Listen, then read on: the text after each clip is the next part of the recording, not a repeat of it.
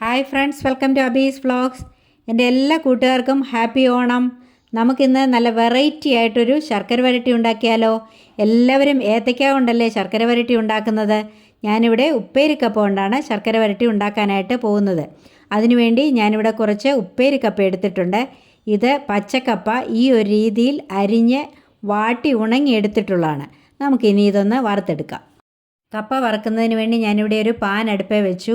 അത് ചൂടായി. അതിലേക്ക് നമുക്ക് വെളിച്ചെണ്ണ ഒഴിച്ചു കൊടുക്കാം. ഇനി ഈ വെളിച്ചെണ്ണയൊന്ന് തിളയ്ക്കട്ടെ. വെളിച്ചെണ്ണ ഇവിടെ തിളച്ചിട്ടുണ്ട്. ഇനി ഇതിലേക്ക് ഉപ്പേരിക്കപ്പ ഇട്ട് കൊടുക്കാം. ഇനി ഇതൊന്ന് ഇളക്കി കൊടുക്കാം. ഇങ്ങനെ ഇളക്കി ഒന്ന് വറുത്തെടുക്കാം.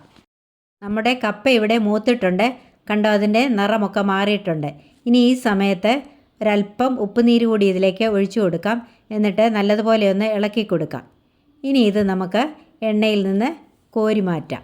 ഇനിയും ബാക്കിയുള്ള കപ്പ കൂടി ഇതുപോലെ നമുക്ക് വറുത്തെടുക്കാം.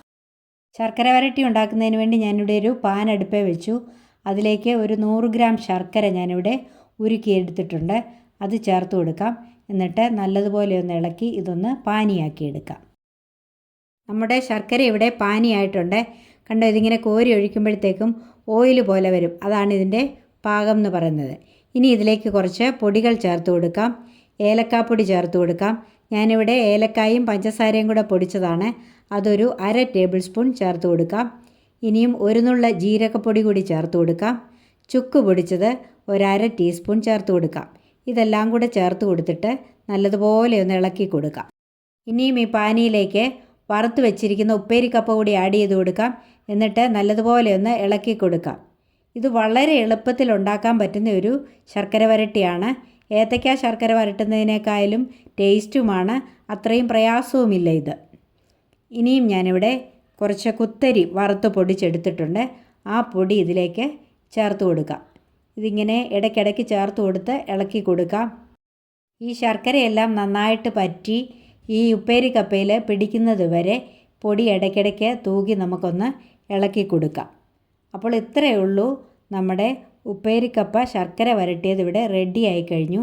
നമുക്കിനി തീ ഓഫ് ചെയ്തത് വാങ്ങി വയ്ക്കാം. അപ്പോൾ നമ്മുടെ വെറൈറ്റി ആയിട്ടുള്ള ശർക്കര വരട്ടി ഇവിടെ റെഡി ആയിട്ടുണ്ട്. ഇത് നല്ല ക്രിസ്പിയാണ്. അതുപോലെ തന്നെ ഇത് നല്ല ടേസ്റ്റിയാണ് കഴിക്കാൻ. ഇത് കണ്ടോ, ഇത് കാണുമ്പോൾ തന്നെ അറിയാം സൂപ്പർ ഐറ്റമാണെന്നുള്ളത്. ഇതുപോലെ എല്ലാവരും ഒന്ന് ട്രൈ ചെയ്ത് നോക്കണം.